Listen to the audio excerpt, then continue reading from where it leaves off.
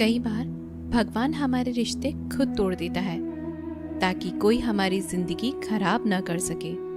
दुनिया में सबसे खुश लोग वही हैं जो ये जान चुके हैं कि दूसरों से किसी भी तरह की उम्मीद करना बेकार है। जिंदगी में थोड़ा दुख भी जरूरी है। हमेशा सुख मिलता रहेगा तो आप कभी जिंदगी में आगे नहीं बढ़ पाओगे। यह गलत सोच है इंसानों की कि एक अकेला इंसान क्या कर सकता है, पर देखो जरा उस सूरज को जो अकेला ही सारी दुनिया को रोशन करता है। भाग्यशाली वो नहीं होते जिन्हें सब कुछ अच्छा मिलता है, बल्कि भाग्यशाली तो वो होते हैं जिन्हें कुछ भी मिलता है उसे वो अच्छा बना लेते हैं। गीता में लिखा है, जब इंसान की जरूरत बदल जाती है तब उसके बात करने का तरीका भी बदल जाता है। फायदा सबसे गिरी हुई चीज है, लोग उठाते ही रहते हैं। हारता वो है जो शिकायत बार बार करता है और जीतता वो है जो कोशिश 1000 बार करता है।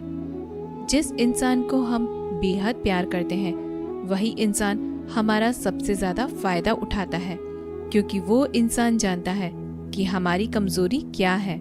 इतने समझदार बनो कि किसी को माफ कर दो, लेकिन इतने बेवकूफ मत बनो कि धोखा देने वाले पर दोबारा विश्वास कर बैठो। उम्मीद मत छोड़ना, कल का दिन आज से बेहतर होगा। जिंदगी में उस लेवल तक पहुंच जाओ कि लोग आपको खोकर पछताएं। जीवन में कभी भी किसी से अपनी तुलना मत कीजिए। आप जैसे हो सर्वश्रेष्ठ हो, क्योंकि ईश्वर के हर एक रचना सर्वोत्तम होती है। खुद को किसी से कम समझना ईश्वर की रचना का अपमान है। इंसान का मन ही उसका सबसे बड़ा दुश्मन और उसका सबसे बड़ा दोस्त होता है। यदि मन आपसे जीत जाता है तो वह आपका दुश्मन बन जाता है, और यदि आप मन से जीत जाते हो तो वो आपका सच्चा दोस्त बन जाता है। यदि कोई आपको नजरअंदाज कर दे तो बुरा मत मानना, क्योंकि लोग अक्सर अपनी हैसियत के हिसाब से चीजों को नजरअंदाज करते हैं। उन लोगों के पीछे कभी मत भागना जिन लोगों को आपकी कोई परवाह नहीं। श्री कृष्ण कहते हैं, गलती हर इंसान से होती है, लेकिन गलतियां सुधारता वही इंसान है जो दिल का साफ होता है और रिश्तों को खोना नहीं चाहता। जिंदगी का सबसे बड़ा थप्पड़ किसी से की गई उम्मीद मारती है। कभी कभी इंसान न टूटता है न बिखरता है, बस हार जाता है, कभी खुद से तो कभी किस्मत से तो कभी अपनों से। हर जिंदगी में खुद को समय जरूर दें, क्योंकि आपकी पहली जरूरत आप खुद हैं। याद रखना कि जरूरत से ज्यादा अच्छे बनोगे तो जरूरत से ज्यादा इस्तेमाल किए जाओगे। रिश्ते चाहे कितने भी बुरे हों, उन्हें कभी मत तोड़ना, क्योंकि गंदा पानी प्यास बुझाने के काम नहीं आता, पर आग बुझाने के काम जरूर आता है। जमाना जब भी मुश्किलों में डाल देता है तो परमात्मा हजारों रास्ते निकाल ही देता है।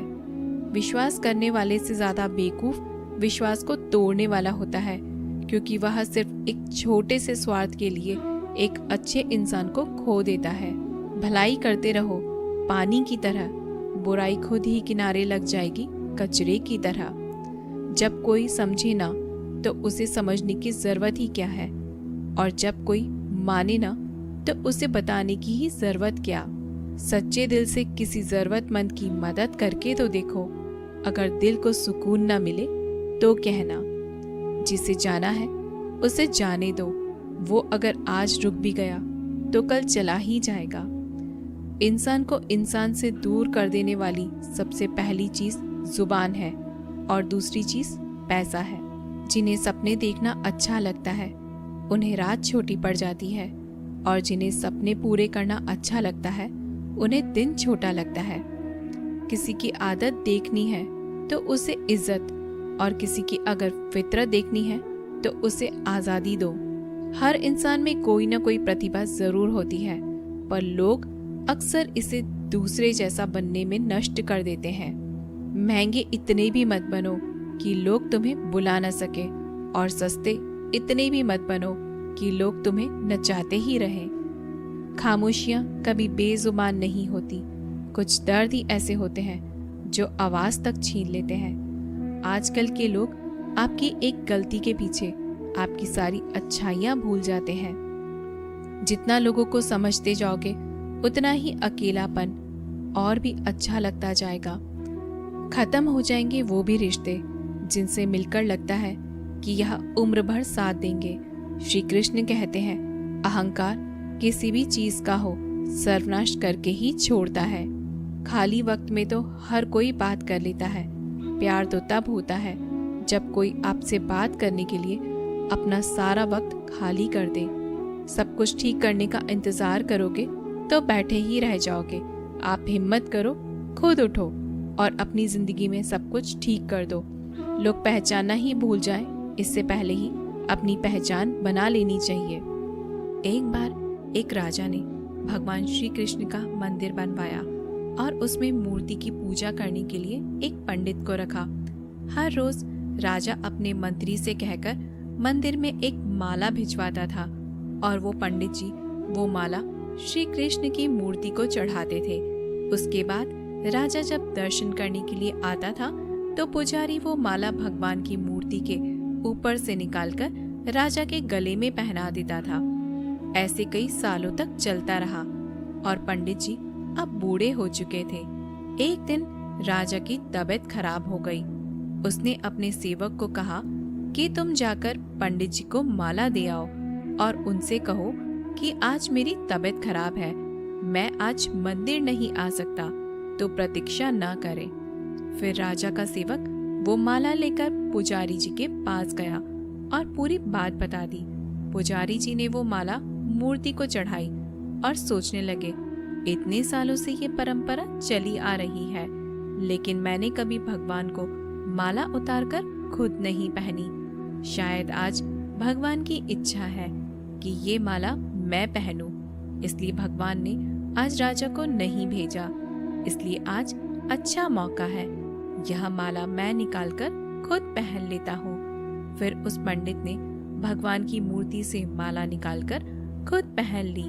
इसी बीच राजा का सेवक दौड़ के पंडित के पास आया और पंडित को कहने लगा कि राजा जी को ठीक नहीं लग रहा है, उनकी तबीयत और बिगड़ गई है, इसलिए वह प्रभु के दर्शन करना चाहते हैं और वो आ रहे हैं। उनकी सवारी जल्द ही अभी मंदिर में आएगी।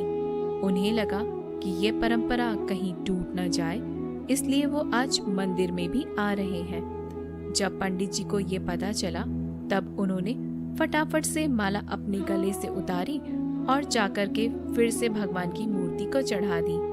फिर कुछ देर बाद राजा जी वहां आए। रोज की तरह पंडित जी ने भगवान के ऊपर से माला निकाली और राजा जी को पहना दी। और अब राजा ने उस माला को देखा तो उस माला में एक सफेद बाल नजर आया। राजा ये समझ गया कि ये बाल पंडित का है। राजा ने पुजारी जी से पूछा, क्या यह माला आपने पहनी थी? इसमें सफेद बाल कहाँ से आया? यह सुनकर पुजारी जी घबरा गए। उन्हें लगा कि अगर मैं सत्य बोल दूं तो मुझे राजा दंड देंगे, इसलिए वह पुजारी ने कहा, यह बाल तो श्री कृष्ण का है। राजा को यह बात सुनकर बहुत गुस्सा आया। उन्होंने कहा, तुम झूठ बोल रहे हो, भगवान के कब से सफेद बाल होने लगे? राजा ने कहा, मैं फिर कल आऊंगा और श्रृंगार के समय देखूंगा कि उनके बाल सफेद हैं या काले। अगर बाल काले निकले, सफेद नहीं निकले, आपको कल ही मृत्यु दंड दिया जाएगा, क्योंकि आपने मुझसे झूठ बोला है। राजा ये कहकर वहां से चला गया। इधर पुजारी भगवान के चरणों में गिरकर रोने लगा, हे प्रभु, मुझे माफ कर दीजिए, मैं लोभ में आ गया था। मुझे लगा मुझे ये माला पहन लेनी चाहिए, मुझे बचा लीजिए, नहीं तो कल राजा मुझे मार देगा। वो पुजारी पूरी रात भगवान के चरणों में गिरकर रोने लगा, विनती करने लगा, प्रभु मुझे बचा लीजिए। अगली सुबह राजा श्रृंगार के समय मंदिर में पहुंचा। राजा ने भगवान की मूर्ति के ऊपर से मुकुट निकाला और उनके बाल दिखे। राजा चौंक गया, क्योंकि भगवान की मूर्ति के ऊपर सफेद बाल थे। राजा ने सोचा कि ये पुजारी की कोई चाल है, इसने मौत की सजा से बचने के लिए भगवान के बाल सफेद कर दिए हैं। राजा यह बाल असली है या नकली, इसकी जांच करने के लिए बाल तोड़ने लगा। जैसे ही राजा ने कुछ बाल तोड़े तो मूर्ति में से खून की धारा बहने लगी। राजा भगवान के चरणों में गिर गए, क्षमा मांगने लगे और रोने लगे, मुझे माफ कर दीजिए। तभी मूर्ति में से एक आवाज आई, राजा, तूने मुझे सिर्फ मूर्ति माना, इसलिए मैं तुम्हारे लिए सिर्फ एक मूर्ति हूँ। लेकिन पुजारी ने मूर्ति में साक्षात भगवान देखा, इसलिए मुझे मेरे भक्त की रक्षा करने के लिए मेरे बाल सफेद करने पड़े और खून की धारा बहानी पड़ी, ताकि मैं तुम्हें समझा पाऊं कि जहाँ भाव है वहाँ भगवान है। अगर आप वाकई में भगवान का स्मरण करते हैं, उन्हें देखना चाहते हैं, तो आपके अंदर सिर्फ भाव होना चाहिए। ये एक छोटी सी कहानी हमें शिक्षा देती है कि भगवान के आशीर्वाद के सिवाय कुछ भी संभव नहीं। अगर आप सच्चे दिल से भगवान को पुकारते हैं तो भगवान आपकी मदद के लिए जरूर आते हैं। हम आशा करते हैं कि आपको यह वीडियो जरूर पसंद आई होगी। अगर आपको यह वीडियो पसंद आई हो तो हमारे वीडियो को लाइक करें। ऐसे ही जीवन बदलने वाली वीडियोस के लिए हमारे चैनल को जरूर सब्सक्राइब करें।